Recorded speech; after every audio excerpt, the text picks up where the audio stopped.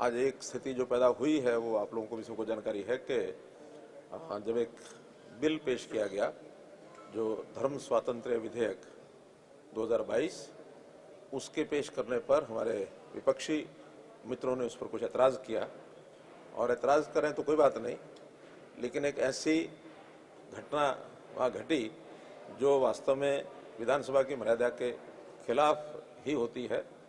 हमें ध्यान होगा कि पिछली बार भी एक इसी प्रकार की घटना घटी थी, तो उस समय भी अध्यक्ष महोदय ने एक सख्त निर्णय लिया था।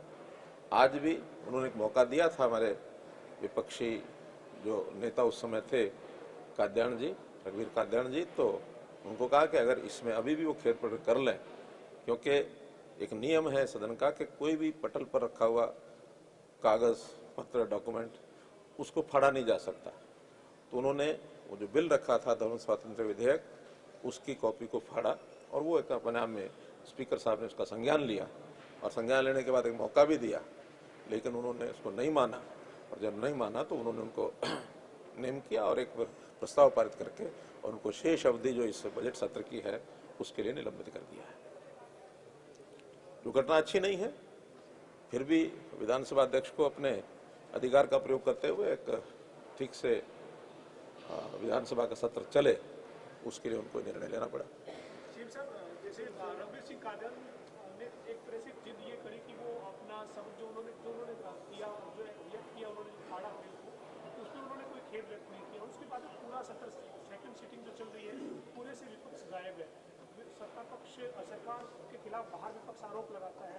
अब जब सदन में तमाम मुद्दों पर बात हो सकती है और विपक्ष का गैर हाजिर रहना, एक तरह से पूरे सिटिंग से वॉकआउट करके चले जाना, ये एक लोकतंत्र में किस तरह की परंपरा आप देख रहे हैं, चूंकि जनता जो है वो चाहती है। मैंने बताया ना, ये अच्छा नहीं है, लेकिन फिर भी आखिर एक व्यक्ति को, अगर सदस्य को अध्यक्ष महोदय ने उनके खिलाफ कोई निर्णय दिया है तो बाकी सब सदस्यों को तो विधानसभा में रहना चाहिए।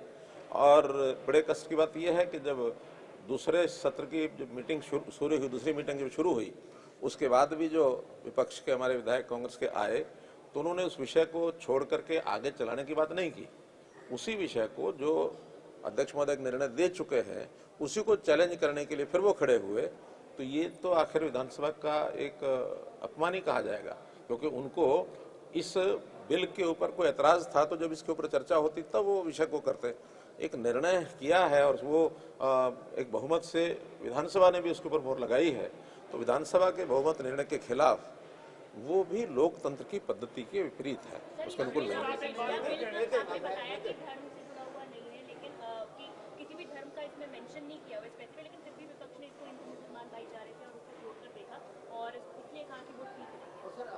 ने ये कहा है कि जो सरकार बांटने का काम कर रही है, इस तरीके के कानून की प्रदेश में जरूरत ही नहीं। हम बांटने का काम नहीं कर रहे, हम तो ये स्थितियां बिगड़े नहीं, वो ठीक बनी रहे, सौहार्द भाईचारा बना रहे, इसके लिए बिल्कुल आए हैं।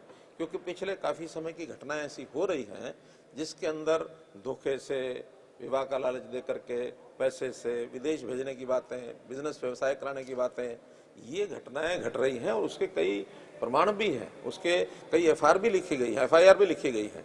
तो वो सारी घटनाएं हो रही हैं और उसके बाद उन झगड़ों में से जब परिवार के लोग सहमत नहीं होते तो उनके अपने झगड़े होते हैं और बहुत से लड़के लड़कियां जब घर से भागते हैं और वो धर्म परिवर्तन के नाम से भी उसमें से कई चीज़ें आती हैं। और ये केवल घटना हरियाणा में हो रही है ऐसा नहीं है, देश के अन्य बहुत से प्रांतों ने भी इसको महसूस किया। उन प्रांतों में भी ये बिल बने हैं, आज नहीं बने हैं, आज से कहीं 5 वर्ष पहले, कहीं 2 वर्ष पहले, कहीं 3 वर्ष पहले कई प्रांतों में बने हैं। और जब इस विषय का हमें ध्यान में आया कि ये बहुत एक भयानक एक ट्रेंड शुरू हो गया है, इसकी घटनाएं यमुनानगर में घटी, इसकी घटनाएं पानीपत में घटी, इस प्रकार की घटनाएं गुड़गांव में, यानी मेवात में घट रही हैं, नूह में, तो ये घटनाएं प्रदेश में बढ़ती जा रही हैं। तो इन घटनाओं वो जब बिल के ऊपर चर्चा होगी उस समय सारी बातें करेंगे।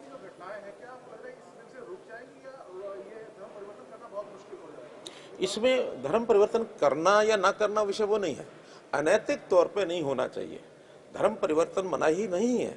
धर्म परिवर्तन में संविधान में भी एक अधिकार दिया गया है कि कोई भी व्यक्ति अपनी इच्छा से, मन से समझ करके और किसी भी धर्म को अपना सकता है, किसी धर्म में जा सकता है, ये स्वतंत्र है।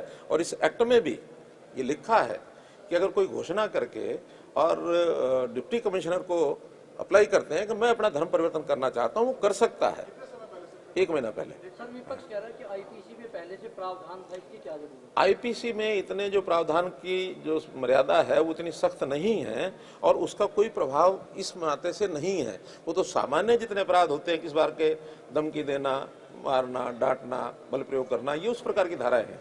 लेकिन एक पर्पज विशेष के लिए, खास करके लालच, फिर धमकी, फिर उसके साथ धोखा, धर्म परिवर्तन के लिए, या शादी करना और उस शादी के बहाने से धर्म परिवर्तन करना, या विदेश भेजना उसके नाम से धर्म परिवर्तन करना, तो ऐसी कुछ चीजें हैं जो धर्म स्वातंत्र्य विधेयक है। ये आईपीसी को कहीं चैलेंज नहीं है। आईपीसी की धाराएं वो पहले भी थी, आज भी हैं, लेकिन परिस्थितियां विशेष कभी कभी किसी कारण से बनती हैं, तो उस कारण को ठीक करने के लिए समाज में सौहार्द बना रहे, वरना यही तनाव के विषय बनते हैं।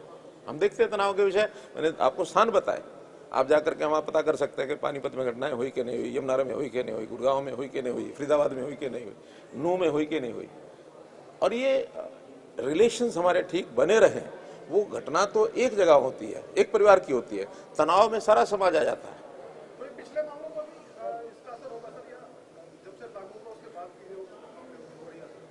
नहीं, आगे तो होगा ही होगा, लेकिन इससे पहले भी जिस प्रकार का कोई इस प्रकार का मामला जो चल रहा है और जो ध्यान संज्ञान में नहीं आया है, उसकी कोई शिकायत करता है तो निश्चित रूप से इसके ऊपर संज्ञान लिया जाएगा। शिकायत के ऊपर है, शिकायत कौन करता है। सर हरियाणा में कुछ मिशनरीज के काफी ज्यादा मामले बढ़ रहे हैं। एक जगह पर मतलब कहीं पर भी वो ऐसे अपने धार्मिक स्थान बना देते हैं जहाँ उस धर्म के कुछ लोग नहीं है, क्या इसके ऊपर भी ये कानून है? नहीं, कोई धार्मिक स्थान कहीं भी बनाए, लेकिन जैसे मैं बताया कि झूठा प्रचार करके, जैसे आपने जिस समाज का नाम लिया, उनके फंक्शन चलते हैं, चंगाई सम्मेलन, और उस चंगाई सम्मेलन में हमने भी कई बार छोटे होते देखा है कि आप आ जाओ, इस भगवान की शरण में आ जाओ और आप तुरंत चंगे हो जाओगे। चंगे यानी ठीक हो जाओगे, बीमारी है खत्म हो जाएगी, आपका लंगड़ापन है खत्म हो जाएगा, आपकी आंख खराब है ठीक हो जाएगी। ये जो अंधविश्वास की बातें धार्मिक एक औरा दे करके लोगों को बताई समझाई जाती हैं, ये भी एक प्रकार से लोगों को बहकावे में ला करके और गलत रास्ते पर चलाने का है। इस पर भी रोक लगाई जाएगी। मुख्यमंत्री जी जगदीप मलिक ने एक विषय लाल डोरे को लेकर के उठाया। उनका ये कहना था कि इस तरीके से कार्य किया गया है कि जो जमीन की असली जो मलकियत है वो सामने नहीं आ पा रही है। इसको लेकर के बड़ा गंभीर विषय उन्होंने उठाया और ये भी कहा कि आपस में लड़वाने वाला काम हो जाएगा। देखिए, अभी तक जो विषय चलता था वो एक लाल डोरा अंग्रेज सरकार ने बनाया था कि रेवेन्यू के नाते इस लाल डोरे में हमारा कोई अधिकार नहीं रहेगा। पंचायत एक प्रकार से लोकल एडमिशन चलाएगी, कोई रेवेन्यू में उसका रिकॉर्ड होता नहीं था। और वहां पर झगड़े, भाई भाई के झगड़े, पड़ोसी पड़ोसी के झगड़े, पंचायत के गली के झगड़े, तो ये सारे क्योंकि रिकॉर्ड नहीं होता था। अब जब ये ध्यान में आया विषय, तो स्वामित्व योजना अब तो देश ने, प्रधानमंत्री जी ने इसको स्वीकार करके सारे देश में लागू किया, क्योंकि जिसकी जो जमीन है उसका कोई आज रिकॉर्ड नहीं है। आज तो पंचायत को ग्राम सभा में ये बताना पड़ता है कि ये जमीन इस मालिक की है, और उसकी मैपिंग वो हमने ड्रोन से कराई है, बाकायदा उसके निशान लगाए जाते हैं, निशान लगाने के बाद ड्रोन से उसको नपाई होती है, फिर उसकी मेजरमेंट होती है, फिर उसका स्टेटमेंट होता है कि कितने जमीन तुम्हारी एरिया कितना है, उसको मिलान करने के बाद फिर ग्राम पंचायत को बताया जाता है कि इसकी ये। उसके बाद फिर कोई आपत्ति अगर आती है तो उस आपत्ति को ठीक किया जाता है। फिर भी किसी को आपत्ति होती है तो डिप्टी कमिश्नर इसकी अपीलिंग अथॉरिटी है, और डिप्टी कमिश्नर को 1 महीने में उसका निर्णय करना पड़ता है। उस डिप्टी कमिश्नर के निर्णय पर अगर उसकी सहमति नहीं है तो फिर कोर्ट भी जाता है। तो इसलिए किसी के ऊपर जोरदस्ती नहीं है। गांव वालों से ग्राम सभा में पूछा जाता है, क्योंकि मैं तो स्वयं गया हूं करनाल के गांव में, जब सबसे पहले इसका शुभारंभ कराया। कौन सा गांव था? सिरसी। तो सिरसी के सारे गांव के लोग आए, और अभी भी 3000 गांव में रजिस्ट्रियां हो चुकी हैं, किसी गांव से कोई शिकायत नहीं आई है। लेकिन अगर 3000 में लगभग ये 10 लाख के आसपास रजिस्ट्रियां हो गई हैं, 3.5 लाख रजिस्ट्रियां बट चुकी हैं, बाकी बटने के प्रोसेस में हैं, तो शिकायत तो हमारे पास भी आती ना। वो तो किसी व्यवस्था का विरोध करना हो तो कुछ भी कहो, आज भी कोई शिकायत आएगी तो उसको जो पहले प्रावधान थे उसमें तो कहीं सरकार का मामला था ही नहीं, यानी कोर्ट का भी नहीं था। लोकल पंचायत जो फैसला कर दे। लेकिन आज तो सारी प्रोसेस, रेवेन्यू रिकॉर्ड, सारे ऊपर तक सभी अपने अधिकार की बात वहां उठा सकते हैं, कहीं कोई समस्या नहीं है।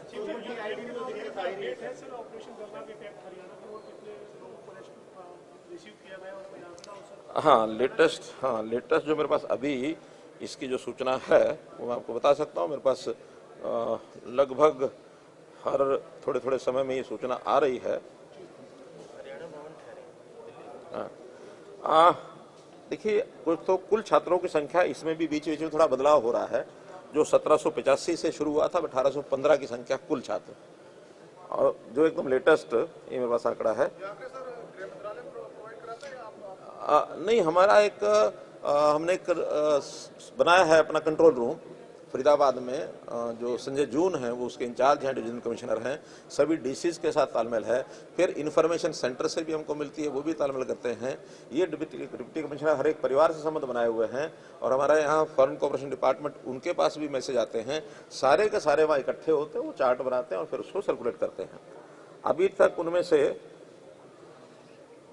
कुल 1014 लोग ये भारत वापस आ चुके हैं। अभी यूक्रेन के विभिन्न शहरों में भी 123 अभी वहां फंसे हैं।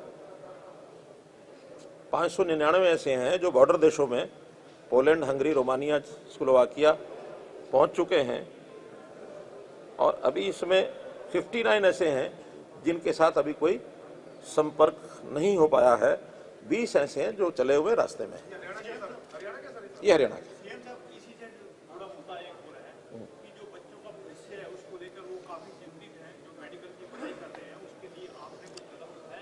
देखिए, अभी तो चूंकि हमें सबसे बड़ी चिंता है रेस्क्यू उनका, उनको ठीक से सुरक्षित वो अपने अपने वापस घरों में आ जाएं।